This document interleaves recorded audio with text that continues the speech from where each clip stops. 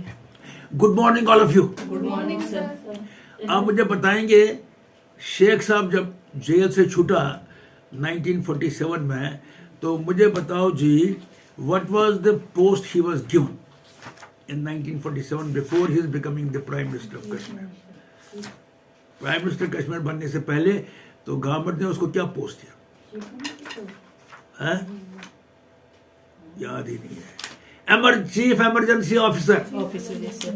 Chief emergency officer. अब मैं दूसरा सवाल पूछता हूं, बताओ जी, शेख साहब को prime minister of Jammu and Kashmir कब बनाया गया? खामोशी उसको भी 1948। उसके बाद 47 मुझे वही करना, ये कन्फर्म है आज 1948 अच्छा देखा जी, अब याद रखा। सबसे पहले 1947 में शेख साहब को चीफ इमरजेंसी ऑफिसर रखा गया और 1948 में वो prime minister of Jammu and Kashmir बन गया। अच्छा अब बताओ जी, और एक सवाल, करण सिंह कब बन गया Maharaja of Jammu and Kashmir? When did Karan Singh become Maharaja of Jammu and Kashmir? वाह वाह वाह वाह। करण सिंह महाराजा ऑफ जम्मू एंड कश्मीर कब बना? 1949। 1949। बताओ जी, हमारा लास्ट महाराजा कौन था? जम्मू कश्मीर का लास्ट महाराजा कौन था? हरी सिंह। आपस में मशवरा करो फिर बताओ, मशवरा करके बताओ। बताओ जी, कौन बताएगा? हाँ, आपका क्या ओपिनियन? हमारा सबसे लास्ट महाराजा कौन था? हरी सिंह। गलत, करण सिंह। महाराजा में अभी मैंने आपको बताया करण सिंह बन गया महाराजा ऑफ जम्मू एंड कश्मीर 1949। उसके बाद हुआ ना वो, तो ये अभी मैंने सवाल पूछा, अभी जवाब दो, फिर आप कोई जवाब नहीं। मैंने अभी पूछा आपको, बताओ जी करण सिंह कब बन गया महाराजा ऑफ जम्मू एंड कश्मीर? तो 1949 भी बताया। फिर वापस मैंने सवाल पूछा तो एक दूसरे को देखते रहे। ऐसा हुआ कि महाराजा हरि सिंह को यहाँ आने को बैन किया गया, तो उसने अपना चार्ज जो है अपने बेटे को दिया, वो 1949 में दिया। अच्छा बताओ जी, अब करण सिंह सदर रियासत कब बना? When did Karan Singh become सदर रियासत? यस यस, गलत, 1952। 1952। बताओ जी, उसने शेख साहब को कब डिसमिस किया? शेख साहब को किसने डिसमिस किया? Who dismiss Sheikh Sahab? Karan Singh. Are you sure? Sir आप ही ने भी नहीं बोला, उसने कब किया? है ना? करण सिंह ने शेख साहब को डिसमिस किया 1953 में। अब जरा दोबारा पूछता हूँ, देखो ना ये आज क्विज का सेशन है, मैंने सोचा जरा हम देखें हमको कितना याद है, तो इसलिए मैंने क्विज किया। और इस क्विज में महबूब जी भी शामिल थी। मैंने कहा ये ना कहे कि मुझे नहीं पता था, तो दोबारा मैं ये पूछता हूँ। अब जरा अटेंशन रखो इधर की तरफ। बताओ जी, शेख साहब चीफ इमरजेंसी ऑफिसर कब बने? 1947। बताओ जी, शेख साहब prime minister of Jammu and Kashmir कब बना? 48। बताओ जी, करण सिंह कब महाराजा ऑफ जम्मू एंड कश्मीर बना? 49। बताओ जी, करण सिंह सदर रियासत कब बना? 52। 52। अब बताओ, सदर रियासत और महाराजा में क्या फर्क है? महाराजा भी हेड ऑफ द स्टेट है और सदर रियासत भी हेड ऑफ स्टेट है। अब महाराजा और सदर रियासत में क्या फर्क है? महाराजा तो हमेशा के लिए महाराजा होता है, फिर उसके बच्चे भी महाराजा बनते हैं। सदर रियासत खास पीरियड के लिए होता है और उसके बाद या तो वो दोबारा बनेगा या तो वो चला जाएगा। इलेक्ट, ये जो है ना, ये गवर्नर्स इलेक्ट नहीं होते, गवर्नर्स नॉमिनेट होते हैं फ्रॉम द सेंटर। ये एक किस्म का सेंटर का कंट्रोल होता है स्टेट के ऊपर। मतलब जब स्टेट में सारे भागी हो जाएं तो गवर्नर्स रूल हो जाता है, पढ़ते हैं ना, उसको कहते हैं गवर्नर्स। अच्छा बताओ जी आप हाँ बताओ जी, शेख साहब ने लैंड टू टिलर्स कब किया? 1953 गलत। 1953 में उसको डिसमिस किया गया था, तो ये कहती 1940 नहीं, ये बाद में 1950 में 50 में 1950 में उसने क्या किया? लैंड किया land to tillers. Land to tillers किया। ये चेक करो, मेरा ध्यान है 1950। तो ये चक के टाइम में हमने चेक करना है ना।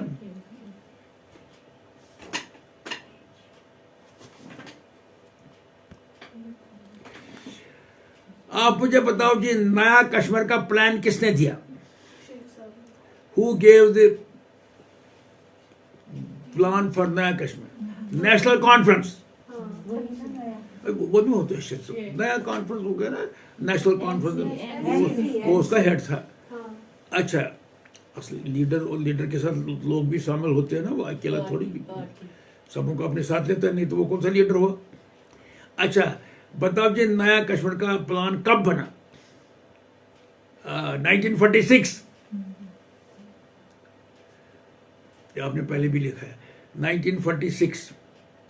तो अच्छा, उसमें देर से वर्ड लिखे मन पढ़े खुदा, लिखे मन पढ़े खुदा। इसी तरह से हर रोज आप लिखते हो, पढ़ता खुदा है। अच्छा अब बताओ जी, और एक सवाल बताओ जी, नया कश्मीर के प्लान में क्या क्या आया?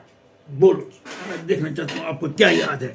कश्मीर के नया कश्मीर के प्लान में क्या क्या है? एजुकेशन के रिलेटेड आया, हेल्थ के रिलेटेड जब उन्होंने बोला था, और फीमेल्स को एजुकेशन देनी चाहिए, और एग्रीकल्चर के बारे में। एग्रीकल्चर सो सबसे पहले हुआ कि दैट इंफ्रास्ट्रक्चरल डेवलपमेंट, इंफ्रास्ट्रक्चर जिसमें सड़कों को खुला करना है, नए नए बिल्डिंगें बनानी है, hospitals, communication, improvement of communication, infrastructure में कम्युनिकेशन भी आता बस के है, लिए भी और कॉलेजेस और स्कूल्स खोलने, ये एजुकेशनल डेवलपमेंट हुआ, विमेंस एम्पावरमेंट हुआ, और हुआ कि दैट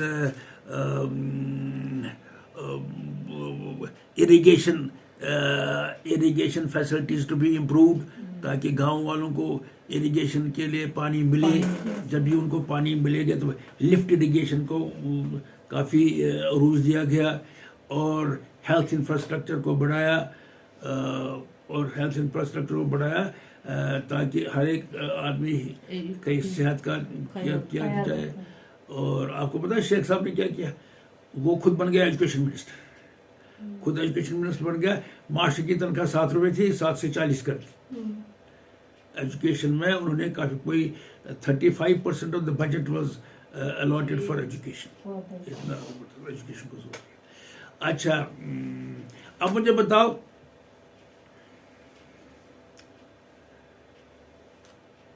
ये प्लान तो शेख साहब ने बनाया, एनसी ने बनाया, इसको इम्प्लीमेंट किसने किया? Who implemented this?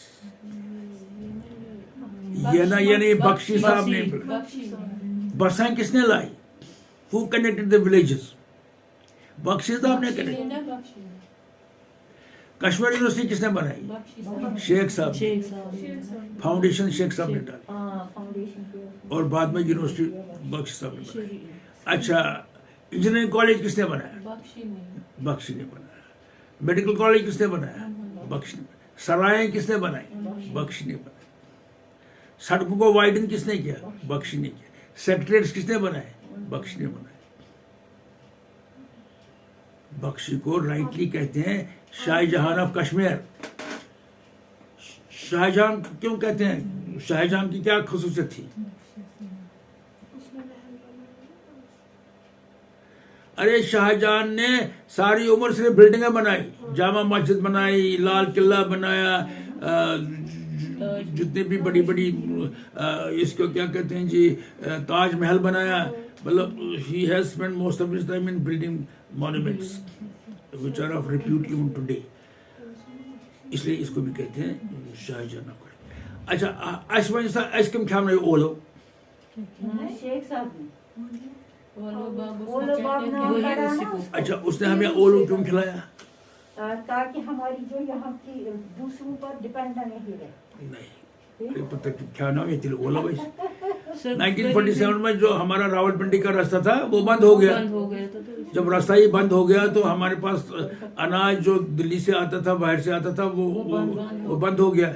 फिर हमको अपने ही रिसोर्सेज पर डिपेंड करना था, तो इस वजह से उस वक्त हमने आलू खाए। लेकिन एज स्मॉल चिल्ड्रन, जैसे मेरी एक्सपीरियंस है, हमें बड़ा मजा आया क्योंकि हट के कुछ खाना उसमें मजा आता है। रोज चावल खाते थे, रोज हाक खाते थे, अब हमने राजमा खाई, सिवित राजमा खाई, बड़ा मजा आया। और वारी मुठू खाया, उसका और मजा आया। फिर आलू खाए और मजा आया, क्योंकि ये सब चीजें हमें अच्छी लगी। और हमेशा आपको देखा होगा जब हट के कोई चीज खाते हैं तो उसका ज्यादा मजा आता है। लेकिन पेरेंट्स परेशान थे कि हमें क्यों नहीं चावल मिलता है, चावल नॉर्मल। नून द्राग कम सिन वक्त गाओ। आपको पता है कश्मीर में नून द्राग भी हो गया? नहीं पता है? नून द्राग ऐसा हुआ, एक छटांग साल्ट के बदले बंडपुर चादर दी गई। साल्ट ही नहीं था, और जो पुराना रॉक सॉल्ट किसी जगह था, उन्होंने वो बाहर निकाला, बाजार में लाया, और जिसके पता लगा इसके पास बहुत सारा रॉक सॉल्ट है, उसको गवर्नमेंट ने रेट लगाई और उसका वो रॉक सॉल्ट निकाला, क्योंकि हम रॉक सॉल्ट ही खाते थे। फिर रॉक सॉल्ट के बदले हमारे पास क्या आया? क्या आया? नहीं, उस वक्त कहाँ आया? उस वक्त फिर हमें आया सी साल्ट, वो क्रिस्टल की शक्ल में था। आयोडाइज साल्ट बाद में टाटा वाटा जो प्राइवेट फैक्ट्रीज थे उन्होंने, क्रिस्टल्स है, क्रिस्टल्स तो साल्ट क्रिस्टल्स है। रॉक साल्ट और सी साल्ट में क्या फर्क है? जैसे होते हैं पहाड़ होते हैं उसके नमक के। ये नमक के पहाड़ क्यों होते हैं? ये कहाँ से आते हैं? जहां जहां से आपको नमक के पहाड़ मिलते हैं ना, वहां पर समंदर था, तो उस समंदर का साल्ट रॉक्स की शक्ल में फिर हमारे सामने आया। अरे आपको पता है, कहते हैं हिंदुस्तान एक आइलैंड था। आज मैंने कहा जी, India is considered to have been island. कहता है ये आहिस्ता आहिस्ता ऊपर चढ़ता गया और चाइना के साथ टकराया। जब ये चाइना के साथ टकराया, तो जब दो चीजें टकर जाएंगे तो बीच में हो जाएगी ना, एलिवेशन आएगी ना, तो वहाँ हिमालय बन गए। अब ये कैसे इन्होंने गैस किया कि ये हिंदुस्तान चाइना के साथ टकरा के हिमालय बन गए? Himalaya considered to be the youngest mountains. बताओ ये कैसे पता चला आपको? क्योंकि वहां पर फॉसिल्स ऑफ फिश मिले। अगर फॉसिल्स ऑफ फिश मिले, दैट मीन समंदर से ही तो फिश आई होगी, पहाड़ों से फिश थोड़ी निकले। इसी तरह से जब साल्ट भी फॉसिल्स है ओशन का, अब इसको फॉसिल तो नहीं कहेंगे, रिमेन्स ऑफ ओशन है। तो मतलब जहां जहां आपको रॉक साल्ट मिलते हैं ना, वहां पर ऑलरेडी समंदर हुआ है, तो पानी रिसीड हुआ है, तो इवापोरेट हुआ है, तो साल्ट जो है वहां रह गया। अच्छा, अब बताओ आपको सी साल्ट पसंद है कि रॉक साल्ट पसंद है? रॉक सॉल्ट ही अच्छा है। मगर रॉक साल्ट नहीं खाना। क्यों नहीं खाना रॉक साल्ट? अरे गॉड्रो निकलेगा, ग्वाइटर निकलेगा। पुराने जमाने में ग्वाइटर आम होते थे। हमारा एक रिश्तेदार था, उसको हम कहते थे गोश गॉड्रो। लेकिन सिर्फ पाकिस्तान में तो वही इस्तेमाल होता है। यहाँ पे भी बोला इस टाइम वही कोविड में इस्तेमाल करो। उसी की वजह से तो बोलते हैं वही खाना चाहिए। वही खाना चाहिए। मैंने तो ऐसा नहीं सुना, मगर मैं आपको एक बात बताऊं, आयोडाइज साल्ट जब से हमने खाया तब से आम पॉपुलेशन में गार्डन नहीं है। थायराइड की बीमारी तो ज्यादा है ना, सारे लोग तो थायराइड। भाई आप नहीं समझते हैं, थायराइड और गोइटर पूरा ही आपका सिवल होता था, या आपका गला इतना सिवल होता था, बिकॉज हमारे पास आयोडीन की कमी होती थी। और ये इतनी कमी होती थी कि थायराइड ग्लैंड को बहुत ज्यादा काम करना पड़ता था टू एक्सट्रैक्ट आयोडीन। तो जब वो ज्यादा काम करता था वो मसल स्वेल होते थे। हमारे पास एक सब्जी खरीदने वाली आती थी, उसका भी इतना बड़ा होता था। मेरा एक रिश्तेदार था, उसका भी ऐसा होता था। आम देखा जाता था कि ये है। जिस वक्त आयोडाइज साल्ट आया तो ये खत्म। अच्छा, नो डाउट, जैसे वो कहती है कि थायराइड आम हो गया है, मगर thyroid because of iodine deficiency नहीं हो, तो अदर डिफिशिएंसी की वजह से हो, बिकॉज अब हम सब आयोडाइज साल्ट खाते हैं। शो क्या कभी कभी रॉक साल्ट खाएंगे? रॉक सॉल्ट भी इतना आम नहीं मिलता है, आप किसी दुकान के पास मिलता होगा, ज्यादा नहीं मिलता, ज्यादा नहीं मिलता, महाराजगंज में ज्यादा मिलता। मतलब it is not commonly, no yes sir, जितना आपको Iodine टाटा का salt। सॉल्ट मिलता है उतना आपको रॉक सॉल्ट नहीं मिलता है। ये डिमांड पर डिपेंड करता है ना, जब डिमांड कम हो जाती है तो सप्लाई भी कम हो जाती है, लोग को हो जाता है इसका इंटरेस्ट। तो जी आप एक बड़ी बात, शेख साहब को क्यों अरेस्ट किया गया? इतना बड़ा लीडर, उसको शेर कश्मीर कहते थे। और भी कोई शेर हिंदुस्तान में था जिसको शेर के नाम, शेर उसका नाम क्या था? लाला लाजपत राय। ये इंफीरियर दो और सर मैं ये देख रही थी, लाला लाजपत राय, वो कैसे मरा? अरे उसको लाठीचार्ज किया गया। लाठीचार्ज क्यों किया? वो एक हड़ताल की जुलूस में लीड कर रहा था। वो हड़ताल किस लिए था? बाइकआउट किसका था? वो साइमन कमीशन का बाइकआउट था। साइमन कमीशन का बाइकआउट क्यों हो रहा था? जरा बताओ, साइमन कमीशन का बाइकआउट क्यों हो रहा था? क्योंकि साइमन कमीशन में साइमन आया था यहाँ पर, इसलिए इसको साइमन कमीशन कहते थे। वो आया था ग्रीवेंसेस, हिंदुस्तान की ग्रीवेंसेस सेट करने के लिए। और हिंदुस्तान की ग्रीवेंस ये थी कि जो भी बॉडी है, एक सेंट्रल काउंसिल होता था, उसमें एक काउंसिल जो है उसमें हिंदुस्तान की रिप्रेजेंटेशन बढ़ाई जाए। तो लेकिन ये साइमन कमीशन में कोई हिंदुस्तानी मेंबर नहीं था जिसने ये फैसला करना था हम क्या करें। मतलब अगर हिंदुस्तान का फैसला करना था उस कमीशन में हिंदुस्तान के मेंबर होने चाहिए। चूंकि इसमें सारे अंग्रेज थे तो हिंदुस्तान ने कहा जी ये कमीशन हमें मंजूर नहीं है, इसको बाइकआउट किया। साइमन कमीशन गो बैक, ये किसने कहा? किसने कहा? ये लोगों ने कहा हड़ताल में। लीडरों ने पहले कहा साइमन कमीशन गो बैक, तो लोगों ने निकले सड़क पर साइमन कमीशन गो बैक। इसमें साइमन कमीशन गो बैक में हड़ताल, ये जुलूस निकले। एक जुलूस को लाला लाजपत राय लीड कर रहा था, एक और जुलूस को जवाहरलाल नेहरू लीड करता था। उसको भी बड़ी लाठियां पड़ी, मगर उसके ऊपर वल्लभ भाई पंत ने उसके ऊपर अपना बॉडी डाली ताकि उसको लाठियां ना लगे। देखा किस तरह से लोग एक दूसरे को बचाते हैं। ये स्पिरिट भी हमारे अंदर है कि अपनी जान देके दूसरे को बचाने का। ये आपको तब पता लगता है जब आग लगती है तो आप अंदर जाके लोगों को बाहर निकालते हैं, है कि नहीं? या जिस वक्त कोई किश्ती डूबती है तो बाकी लोग छलांगे मार के उनको निकालते हैं। ये कव्वत भी कुदरत ने हमारे अंदर दी है। अच्छा आप सुनो, बताओ जी, अब आप लोग, बख्शी साहब ने कितनी देर राज किया है कश्मीर में? हाउ लॉन्ग डिड बख्शी साहब रूल कश्मीर, जम्मू एंड कश्मीर? अरे 11 साल। 53 में तख्त पर बैठा, ठीक है, और 64 में वो उतरा। 11 साल हो गए कि नहीं? बख्शी साहब के बाद जम्मू कश्मीर का प्राइम मिनिस्टर कौन बना?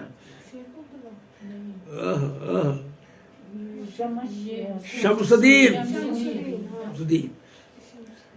अच्छा, शमसुद्दीन के बाद कौन आया prime minister Jammu and Kashmir का? काक was R.C. Kaak was the Prime Minister of Jammu and Kashmir before 1947. अब क्या कर रहे हैं?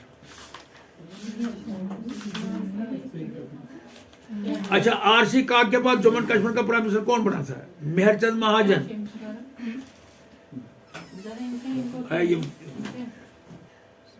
R.C. काक जो था वो prime minister of Jammu and Kashmir था जिस वक्त की पार्टीशन हो। R.C. काक ने ही कहा था कि हम न कश्मीरी न पाकिस्तान के साथ जाएंगे न हिंदुस्तान के, क्योंकि हमारे मुसलमान पाकिस्तान के मुसलमानों के साथ एडजस्ट नहीं कर पाएंगे, और जो हमारे हिंदू हैं वो हिंदुस्तान के हिंदू के साथ हम आपस में अच्छा मिलजुल कर रहते हैं, हम आपस में अच्छा एडजस्ट करते हैं, इस बाहर वाले उसके साथ नहीं कर सकेंगे।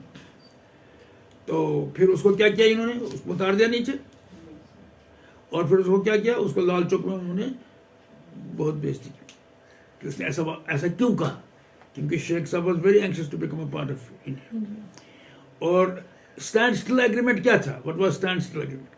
न वो इंडिया के साथ था न वो पाकिस्तान के साथ। स्टैंड स्टिल को फिलहाल हमें सोचने दो। Stand Neither still, do- stand still, Still.